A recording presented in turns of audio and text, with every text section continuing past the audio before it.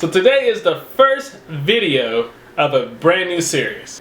So for the past year again, I've been living in Korea, I've been working, and I have done tons of things, seen a bunch of things, and I just had a great time. But I also have tons of stories to tell.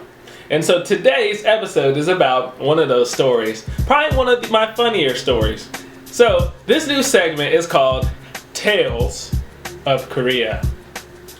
And in particular, today's episode is entitled Fight of the Ajussis.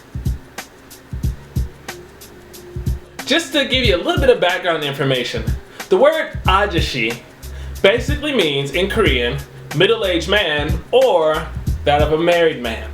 So our episode is about two basically middle-aged men who are just duking it out.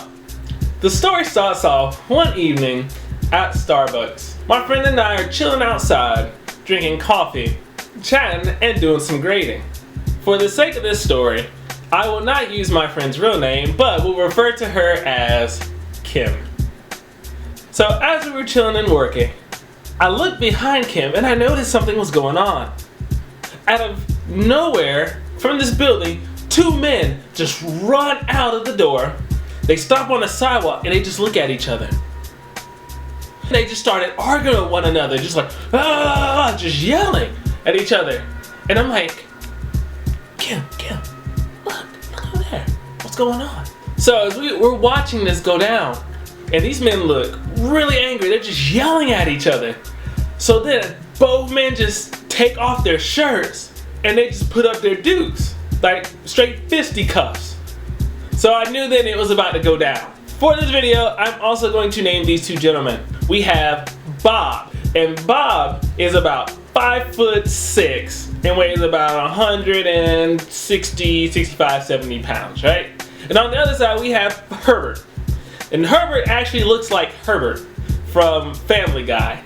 No lie, I kid you not. So Herbert is about 5'5", 5'6", and weighs about 120 pounds. This guy is small.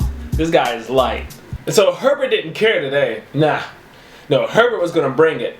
Herbert was gonna fight that dude and win. They both take their stances. They're both getting ready to go. Herbert's like this, got his fist up. The big Bob's like this. And Bob starts things off just right. Bob just charges up that right fist. It even gets bigger, man. His fist gets like Mario or something, like just poof. And he just throws this huge swing. He put like 120% into that punch.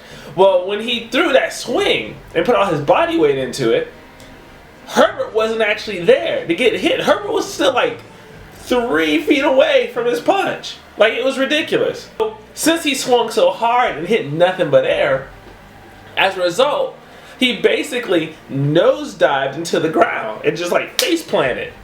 So he just basically made himself headbutt the ground because he just swung too hard and hit a thing. Herbert jumped on his back and just started whack-a-moling him on the back of the head. He just took advantage, seized the day, and just started punching him in the back of the head. Kim and I are just like, do you see this? Do you see this? Oh yeah, I see everything. Oh dear. Like, it was, seriously, it was a crazy sight. And so, after about 5 minutes of them throwing punches and completely missing each other, and I don't know what they were doing, like, it was like good exercise. Like, they were just swinging, and they were like hitting each other on the sides and stuff, but no one was really getting hit. They stopped fighting. They stopped fighting after a while. Kim and I, we were just talking about, like, man, that was crazy. And she's like, yeah, I know, that was really terrifying. I don't really know at all what just happened. After a while, we started doing our work again on our laptops, trying to get stuff done and be productive. I look up and I see Bob flying through the air with a flying dragon snap unicorn kick. Wow! Completely aiming at Herbert's face. Well, he completely missed because he couldn't get that high off the ground. But it was breathtaking. Why? Because as soon as he missed, Herbert started swinging again. And then Kim didn't start swinging, but Bob started swinging back. So they both started swinging for each other again. So the fight started, and Kim and I are watching. And at that point, I had my drink, I put it down, I stand up, I look at Kim, and I say this: I've had enough. This fight's got to stop. And Kim's like, oh man, oh my, oh Darren, Michael, please do be careful. Oh man. I placed my stuff down and I said, Kim, I'll be fine. They don't have guns in Korea, so I won't get shot. They don't have guns, but they do have something else. And Kim's just like, oh, please do be careful. I do declare it's very dangerous. And Kim is also from Chicago, but I swear, in this moment, she sounded like this. She sounded like an old antebellum era woman. Maybe that's just my imagination. But anyway, and I'm like, I'll be fine. All I need is one thing behind me, and that's America.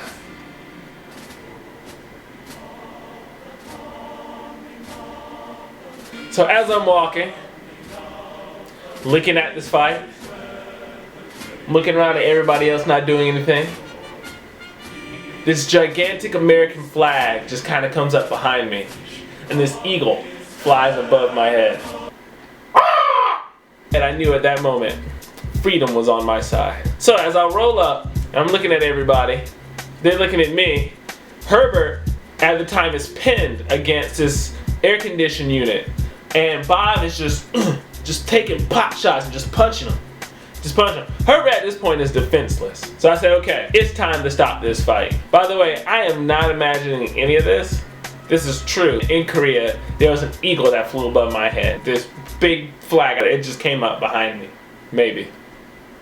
So he was just taking pot shots on him. So I said, okay, that's enough. Herbert lost in the fight. So I walked up in there like a G.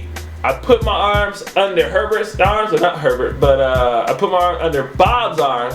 I hoisted Bob into the air, put Bob on the side. I was like, it's over. Herbert, again, the crafty guy that he is, turned to the side. He grabbed a cement rock, looked at Bob, and just hit Bob in the head. So it went right past my face. And I'm like, Bob's like, argh! So he picks up another rock, and like I'm in the middle of these guys. So I'm like, oh crap. So he goes and chases after Herbert, and Herbert's like runs away, and I'm like looking at them chase each other while I'm in the middle. And one of the other Ajussis is just watching. One of the other guys, he's just like, come here. Just let it go. Just let it go. And I was like, alright. So I let the fight go. But at that moment, that's when the fight ended. So as I walk away feeling victorious, some other teenage guys that are just watching the fight, they approach me, and they're like, good job, man. And I'm like, you know it, bro. So I'm glad the fight ended when it did, because that is when the police rolled up. And the police were asking questions and everything. And so what did I do? I slipped out the back. I eased back over to Starbucks and just kind of, while drinking my drink. I was not drinking pills, by the way.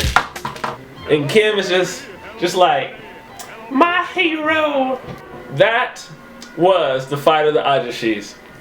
In retrospect, I need to be careful next time I ever do something like that, if I ever will do something like that. Because even though I couldn't have got shot, I could have got stabbed. Now, most likely my mom is going to look at this video and she is going to freak out again. So guys, I want to thank you so much for listening in on this story. This is probably one of my favorite stories to tell because it's real. I didn't imagine anything.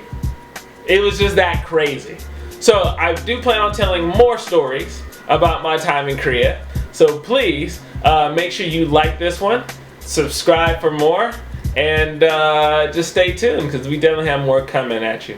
You guys be cool. Thank you and peace.